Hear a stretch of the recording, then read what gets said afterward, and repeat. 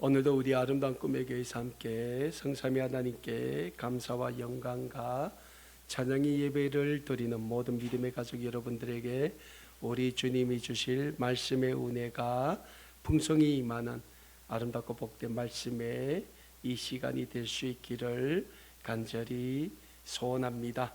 사랑하는 여러분, 우리 아름다운 꿈의 교회는 올 한 해 구약성경 여호수아서의 말씀으로 하나님의 약속의 땅을 향하여 라는 신앙의 주제로 우리에게 주시는 하나님의 말씀을 배우고 있습니다. 오늘은 구약성경 여호수아서의 16번째 시간으로 본문 말씀인 여호수아 12장 7절에서 24절의 말씀으로 이스라엘 민족이 정복한 가나안 왕들이라는 제목으로 함께 말씀의 은혜를 나누는 시간을 가지기를 소원합니다. 지금 이스라엘 민족은 하나님의 약속의 땅인 가나안 정복 전쟁을 벌이고 있습니다. 우리가 구약성경 여호수아서를 통하여 배웠지만 요단강을 건넌 이스라엘 민족은 가나안 지역의 입구인 길갈에 진영을 세우고 여리고성 점령 전투를 시작하여 가나안의 남서부 지역과 중부 산악지대와 중부 평지를 비롯하여 가나안 북부 지역까지 점령하는 대승리를 거두게 됩니다. 그리고 오늘 본문 말씀인 구약성경 여호수아서 12장 7절에서 24절의 말씀에서는 이스라엘 민족이 점령한 가나안 지역의 영토와 이스라엘 민족이 가나안에서 쳐 죽인 가나안 원주민 부족의 31명의 왕들의 이름을 기록하고 있습니다. 그런데 사랑하는 여러분, 이스라엘 민족의 가나안 점령은 너무나도 빠른 기간 동안 이루어졌습니다. 이스라엘 민족은 요단강을 건넌 후 길갈에 진영을 세우고 여리고성 점령 전투를 진행합니다. 그리고 여리고성 점령 전투가 끝나자 바로 아이성 점령 전투를 진행하게 됩니다. 그러나 아이성 점령 전투에서 이스라엘 민족은 하나님의 말씀대로 하지 않고 여호수아가 아이성에 파견한 정탐꾼들의 보고를 받고 자신의 생각으로 전략을 세우고 전투를 벌인 결과 대패를 하게 됩니다. 여기서 또 여리고성 전투 당시 아간의 범죄가 있었기 때문에 이스라엘 민족은 아이성을 점령하기 위한 첫 번째 전투에서 쓰라린 패배의 경험을 맛보게 됩니다. 그러나 이때 이스라엘 민족의 지도자 여호수아가 이스라엘 민족의 각 지파의 장로들과 함께 베옷을 입고 하나님 앞에서 금식하며 회개하고 아간의 범죄를 이스라엘 민족 공동체 전체에서 완전히 제거해 버렸을 때 하나님은 이스라엘 민족에게 아이성 전투의 승리를 주셨음을 우리는 여호수아서의 말씀을 통하여 또한 배웠습니다. 그렇게 아이성 점령 전투를 승리로 마친 이스라엘 민족은 자신들과 하친의 조약을 맺은 가나안의 원주민 족속 중에서 기브온 족속을 치기 위하여 모인 가나안 중부 내륙 지역의 5개 원주민 연합군과 또 전쟁을 벌여 승리를 이루게 되었으며 이스라엘 민족은 가나안 중부 지역의 내륙 지역과 평야 지역을 완전히 점령하게 됩니다. 이렇게 가나안 중부 지역을 점령한 이스라엘 민족은 가나안 북부 지역의 11개 원주민 부족의 연합군을 중심으로 결성된 가나안 북부 지역의 대규모 연합군과 또 전투를 벌여 대승을 거두게 되었을 뿐 아니라 가나안 북부 지역을 완전히 점령하게 됩니다. 이렇게 되어 이스라엘 민족은 빠른 기간 동안 가나안 전 지역을 점령하는 대승을 거두게 됩니다. 그리고 오늘 우리가 받은 본문 말씀인 구약성경 여호수아서 12장 7절에서 24절의 말씀에서는 이스라엘 민족이 점령한 가나안 지역의 영토와 함께 가나안 원주민 부족의 왕들의 이름이 구체적으로 기록되어 있는 것을 우리는 찾아보게 됩니다. 그러한 영적인 흐름에서 오늘 본문 말씀을 함께 배워보기를 원합니다. 먼저 오늘 본문 말씀인 구약성경 여호수아서 12장 7절과 8절의 말씀에서는 이스라엘 민족이 가나안에서 점령한 영토에 대하여 우리에게 말씀하고 있습니다. 오늘 본문 말씀인 여호수아서 12장 7절과 8절의 말씀입니다. 여호수아가 이스라엘 자손이 요단 이편 그 서쪽 레바논 골짜기의 바알갓에서부터 세일로 올라가는 곳 한락산까지 쳐서 멸한 그 땅의 왕들은 이러하니라. 그 땅을 여호수아가 이스라엘 지파들에게 구분에 따라 소유로 주었으되 곧 산지와 평지와 아라바 경사지와 광야와 네겝 곧 헷 족속과 아모리 족속과 가나안 족속과 브리스 족속과 히위 족속과 여부스 족속의 땅이라라고 기록하고 있는 것을 우리는 찾아보게 됩니다. 오늘 본문 말씀인 구약성경 여호수아서 12장 7절과 8절의 말씀을 보면 이스라엘 민족이 점령한 가나안 원주민 부족의 왕들에 대해 말씀하면서 그 왕들이 지배하던 지역의 이름을 우리에게 구체적으로 말씀하고 있는 것을 우리는 찾아보게 됩니다. 먼저 오늘 본문 말씀 7절의 말씀을 보면 이스라엘 민족은 요단강을 건너 가나안 지역의 레바논 골짜기의 바알갓에서부터 점령했다라고 말씀하고 있습니다.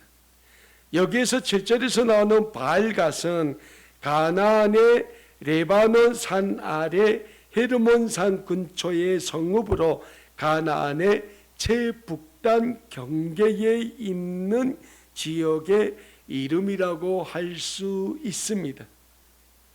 그리고 또 오늘 본문 말씀 7절에 기록된 한락산은 가나안 지역의 남쪽에 있는 경계로서 가나안 지역의 최남쪽 끝이라고 할 수 있는 지역의 이름입니다.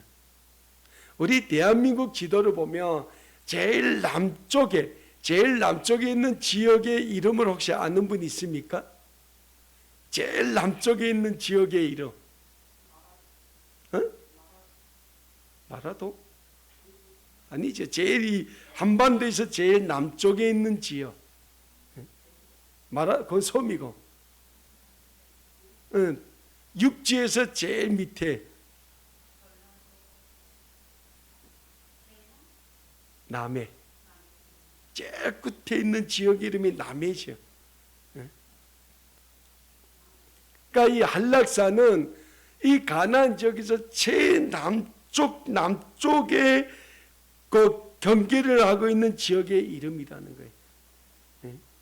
그러니까 이스라엘 민족이 이 가나안 지역의 최북단에서부터 최남쪽까지 다 점령을 했음을 우리는 7절에 나오는 이 한 절의 말씀을 통해서 우리가 알 수 있다는 겁니다.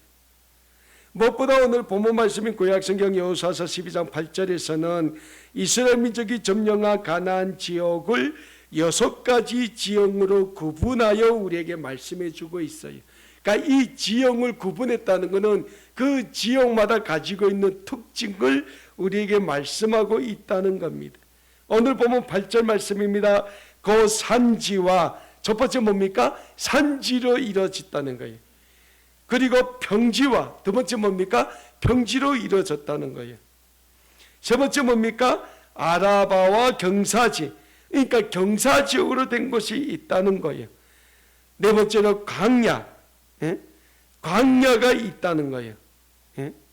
그리고 네겝 곧 헷 족속과 아모리 족속과 가나안 족속과 브리스 족속과 히위 족속과 여부스 족속의 땅이라고 말씀하고 있어요.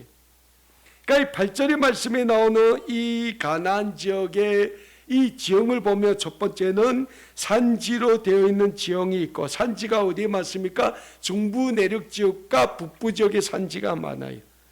가나안 중부 내륙 지역의 산악지대, 북부 산악지대. 평지는 지중해 연안의 광야를 가리키고 있어요. 또 아라바는 요단 계곡과 사해 주변의 저지대, 그러니까 보통 지대보다 낮다는 거예요. 저지대를 가리키고 있으며, 경사지는 산에서 평지로 이어지는 비탈 지역을 가리키고 있으며, 또 광야가 나오는데, 광야는 우리 신약성경에서 많이 나오는 유다 광야, 유대 광야를 가리키는 것이고, 그리고 그 5개 이 족속이 살고 있는 그 땅은 비옥한 곡창지대라는 겁니다. 이렇게 가나안 지역은 다양한 지형으로 이루어진 땅이며, 이런 가나안을 하나님은 이스라엘 민족에게 약속의 땅으로 주셨음을 우리로 하여금 잘 알게 하는 말씀이 오늘 본문 말씀인 여호수아 12장 8절의 말씀입니다. 다음으로 오늘 본문 말씀인 구약성경 여호수아서 12장 9절에서 24절의 말씀에서는 이스라엘 민족이 점령했던 가나안 원주민 부족의 31명의 왕들의 이름이 기록되어 있는 것을 우리는 또한 찾아보게 됩니다. 먼저 오늘 본문 말씀 9절에서 여리고 왕과 아이 왕이 등장합니다. 여리고 성은 우리가 잘 알고 있는 것처럼 이스라엘 민족이 가나안 땅에서 제일 먼저 진행해서 차지한 첫 성입니다. 그리고 아이 성은 이스라엘 민족이 가나안 지역에서 두 번째로 얻은 성이라는 사실을 우리는 잘 알고 있습니다. 다음으로 오늘 본문 말씀 10절에서 예루살렘 왕과 헤브론 왕과 야르문 왕이 나오는데, 여기서 예루살렘 왕 아도니세덱은 가나안 지역의 중부 내륙 지역의 5개 원주민 부족의 연합군을 조직하여 이스라엘 민족과 합친의 조약을 맺었던 그 가나안 원주민 부족 중 하나인 기브온 부족을 복수하기 위해서 전쟁을 일으켰다가 이스라엘 민족의 군대에 의해서 처참하게 패했던 그 5개 연합군을 이끌었던 왕이 예루살렘 왕 아도니세덱입니다. 이때 이스라엘 민족이 이 5개 연합군을 얼마나 처참하게 멸살시켰으면, 이 5개 연합군의 왕들이 어디에 숨어 있었답니까? 막게다 굴에 숨어 있었다고 해요. 그걸 이스라엘 민족의 군대가 이 5개 연합군을 다 전멸한 후에 이 5개 연합군의 왕들을 막게다 굴에서 끌어내어 발로 밟아 죽였고, 그 죽은 시체를 나무에 매달게 되지요. 그러니까 얼마나 처참하게 멸망당하고 수치를 겪었음을 우리는 잘 알고 있습니다. 그리고 또 오늘 본문 말씀 19절에서 나오는 특별한 왕이 있죠. 하솔왕. 하솔왕 야빈은 우리가 지난 시간 구약성경 여호수아서 11장의 말씀을 통하여 배웠지만, 가나안 지역의 북부 지역에 살고 있던 원주민 부족의 연합군을 조직하여 이스라엘 민족과 전쟁을 벌였다가 또 처참하게 참패했던 가나안 지역에서 가장 막강한 힘을 자랑했던 왕임을 우리는 알 수 있습니다. 사랑하는 여러분, 이렇게 오늘 본문 말씀 구약성경 여호수아서 12장 9절에서 24절의 말씀에 기록된 가나안 원주민 부족의 31명의 왕들은 모두 이스라엘 민족에 의하여 처참히 멸망당한 가나안 원주민 부족의 왕들이라는 사실을 우리는 잊지 말고자 합니다. 그렇다면 우리는 여기서 이런 질문을 던져보게 됩니다. 왜 가나안 원주민 부족은 이렇게 빠른 기간 동안에 이스라엘 민족에게 모든 영토를 점령당해야만 했는가? 라는 질문을 우리는 한 번쯤은 던져보게 됩니다. 그만큼 가나안에서 살던 원주민 부족이 힘이 없고 연약한 원주민 부족이었을까?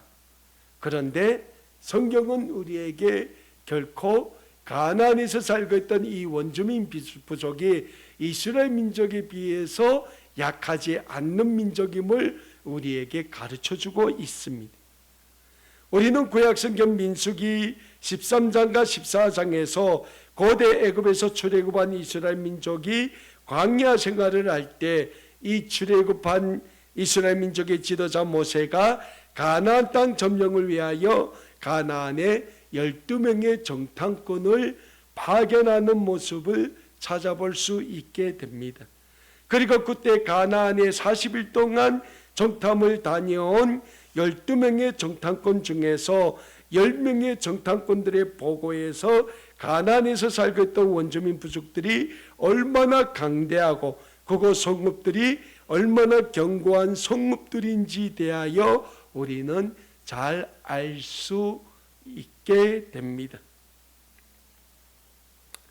가나안 원주민 부족은 이스라엘 민족에 비하면 너무나도 강대한 원주민 부족들이었습니다. 군사력도 무기도 이스라엘 민족에게 비하지 못할 정도로 강력한 군사력과 무기를 보유하고 있었습니다. 그렇다고 지금처럼 비행기 가지고 있고 미사일 가지고 있고 이때는 그게 아니에요. 이때 그들이 가지고 있는 무기대야 칼과 창과 방패와 화살이었을 겁니다. 근데 그 칼과 창과 화살, 방패도 이스라엘 민족이 가지고 있는 무기에 비해서는 이 가나안 원주민 부족들이 가지고 있는 무기가 훨씬 튼튼했다는 겁니다. 그래서 가나안에 정탐을 갔던 정탐꾼들이 이런 보고를 하는 것을 우리는 구약성경 민수기 13장 32절과 33절의 말씀을 통하여 찾아볼 수 있습니다. 이스라엘 자손 앞에서 그 정탐한 땅을 아평하여 이르되 우리가 두루다니며 정탐한 땅은 그 거주민을 삼키는 땅이요 거기서 본 백성은 신장이 장대한 자들이며 거기서 네피림 후손인 아낙 자손의 거인들을 보았나니 우리는 스스로 보기에도 메뚜기 같으니 그들이 보기에도 그와 같았을 것이니라. 이 가나안 땅에 40일 동안 정탐 갔다 정탐꾼 중에 10명의 정탐꾼이 뭐라고 합니까? 그 가나안 땅에서 살고 있던 원주민 부족들의 신장이 장대하다는 게, 신장이 뭡니까? 키가 이스라엘 민족에 비하면 장대하다는 거예요. 거기서 네피림 후손인 아낙 자손을 보았는데 그 아낙 자손들을 뭐라 표현합니까? 거인 같았다. 거인. 거인이 얼마나 큽니까? 네? 우리 대한민국의 이 프로복싱 선수 중에 최용만이라고 있죠. 얼마나 큽니까? 그만큼 크다는 거예요. 거인은. 그래서 그 가나안 원주민 부족에 비해서 우리 이스라엘 민족을 비교하면 뭐와 같았다고 합니까? 메뚜기 같았다. 그렇게 보잘것없다는 거예요. 그러나 사랑하는 여러분, 이렇게 강대했던 가나안 원주민 부족이 이스라엘 민족에게 그 빠른 기간 동안 점령당하게 되었던 원인이 있습니다. 그 원인은 이스라엘 민족은 하나님의 말씀에 100% 순종하는 순종의 민족이었다는 사실입니다. 이스라엘 민족이 하나님의 약속의 땅인 가나안 점령 전쟁에서 가나안 원주민 족속의 31명의 왕들을 굴복시키는 대승리를 이루게 되는 원인은 하나님의 말씀에 이스라엘 민족이 100% 순종한 결과라는 영적인 진리를 우리는 잊지 말고자 합니다. 만일 이스라엘 민족이 가나안 정복 전쟁에서 하나님의 말씀보다 자신들의 지혜나 자신들의 군사 전략에 의지했다면 아마 100% 패했을 것입니다. 그리고 우리는 그 교훈을 이스라엘 민족의 아이성 점령 전투에서 잘 보았습니다. 그래서 사랑하는 여러분, 하나님의 말씀에 순종하는 순종의 삶을 사시는 영적인 훈련을 우리는 끊임없이 해야 됩니다. 왜냐하면 하나님의 말씀에 순종하는 말씀의 삶을 산다는 것은 하루아침에 이루어지는 삶이 아니기 때문입니다. 우리가 하나님의 말씀에 순종하는 순종의 삶을 살자면 끊임없는 말씀의 훈련이 필요합니다. 우리가 하나님의 말씀에 순종하는 말씀의 삶을 살 때 하나님의 말씀은 우리의 삶에 빛이 되고 진리가 되시는 줄 믿으시길 바랍니다. 그래서 구약성경 시편 119편 105절에서는 우리에게 이런 말씀을 주고 있는 것을 찾아보게 됩니다. 주의 말씀은 내 발의 등이요 내 길의 빛입니다 라는 말씀을 우리는 구약성경 시편 119편 105절의 말씀을 통하여 찾아볼 수 있게 됩니다. 두 번째로, 우리가 하나님의 말씀에 100% 순종하는 말씀의 삶을 살 때 하나님이 우리를 도우신다는 영적인 진리를 또한 믿으시길 바랍니다. 가나안 전복 전쟁을 통하여 이스라엘 민족이 확신하게 된 한 가지 진리는 하나님의 말씀에 절대적으로 순종했을 때 이스라엘 민족이 싸우는 것이 아니라 하나님이 이스라엘 민족을 대신하여 싸운다는 이 사실을 전쟁통에서 보았다는 사실입니다. 그래서 이스라엘 민족이 예루살렘 왕이 이끌었던 중부 내륙 지역의 5개 원주민 민족의 연합군과 싸울 때 이스라엘 민족의 지도자 여호수아가 어떤 기도를 합니까? 태양아 너는 그 자리에 머물러라, 달아 너는 그 자리에 머무르라 하고 기도했을 때 하나님이 어떻게 합니까? 태양을 멈추게 했고 달을 멈추게 했다는 거예요. 이스라엘 민족이 가나안 지역의 북부 지역의 11개 연합군과 전쟁할 때 하나님이 그 연합군에게 뭘 내립니까? 우박을 내렸어요. 그래서 이스라엘 민족에게 의하여 죽은 그 북부 연합군 군인들의 숫자가 하나님이 내리신 우박에 맞아 죽은 숫자가 더 많았다는 거예요. 결국 전쟁은 누가 합니까? 하나님이 하셨다. 요즘 이스라엘이 전쟁하고는 달라요.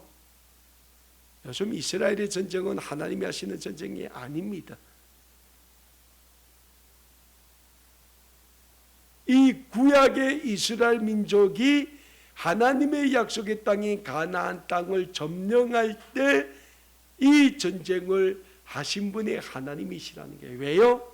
이 가나안 땅은 전 시간에도 제가 말씀드렸지만은 하나님이 이스라엘 민족의 조상인 아브라함 때부터 이스라엘 민족에게 주시겠다고 약속하신 약속의 땅이기 때문입니다.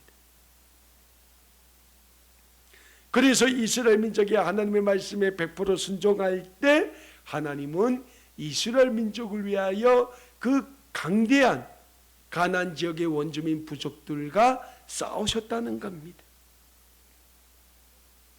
사랑하는 여러분, 오늘 우리의 삶도 마찬가지입니다. 오늘 우리가 이 세상과의 치열한 영적인 전쟁에서 승리하자면 하나님의 도우심이 절대적으로 필요합니다.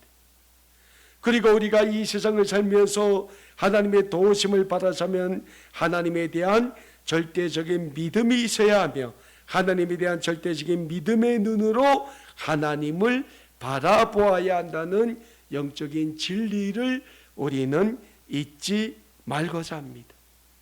그래서 신약성경 히브리서 12장 1절과 2절에서는 우리에게 이런 말씀을 주고 있습니다. 이러므로 우리에게 구름같이 둘러싼 허다한 증인들이 있으니 모든 무거운 것과 얼매기 쉬운 죄를 벗어버리고 인내로써 우리 앞에 당한 경주를 하며 믿음의 주요 또 온전하게 하시는 이인 예수를 바라보자. 사랑하는 여러분, 신약성경 히브리서 12장 1절과 2절에서는 우리에게 어떤 말씀을 주고 있습니까? 먼저 믿음의 주요 온전하게 하시는 예수 그리스도를 바라봄으로 말미암아 승리한 믿음의 증인들이 허다하게 많다는 거예요. 그런데 그들이 믿음의 눈으로 예수 그리스도를 바라봤을 때 어떤 자세를 바라봤다고 말씀합니까? 모든 무거운 것과 얼매기 쉬운 모든 죄를 다 벗어버렸다는 거예요. 그 무거운 것과 얼매기 쉬운 죄를 다 예수 그리스도의 십자가 앞에 내어놓았다는 거예요.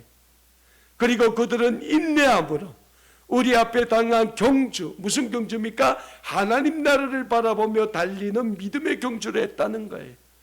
그 믿음의 경주를 하는 동안에 그들이 누굴 바라보았다고 합니까? 믿음의 주여 또한 온전하게 하시는 예수님을 바라보았다는 겁니다. 우리의 삶에 이러한 믿음의 선진들이 걸어갔던 이 믿음의 삶이 절대적으로 필요하다는 거예요. 사랑하는 여러분, 우리의 삶에 고난과 고통이 있습니까? 우리 믿음의 눈으로 우리의 믿음의 주님이신 예수 그리스도를 바라보시길 간절히 소원합니다. 우리의 삶에 근심과 걱정이 있습니까? 우리의 믿음의 눈으로 날마다 우리를 온전하게 하시기를 원하시는 예수 그리스도를 바라보시길 간절히 소원합니다. 그럴 때 우리는 승리합니다. 우리에게 다른 길은 없습니다. 오직 예수님을 믿는 믿음으로 우리 인류의 모든 죄를 지시고 십자가에 달리신 예수님만 바라보며 예수님의 십자가에 우리의 모든 삶을 다 내어놓고 믿음의 길을 달려가심으로 영적 승리를 이루시는 우리 아름다운 꿈의 교회 모든 믿음의 가족 여러분들 다 되실 수 있기를 우리 주 예수 그리스도 이름으로 간절히 소원합니다. 기도하겠습니다.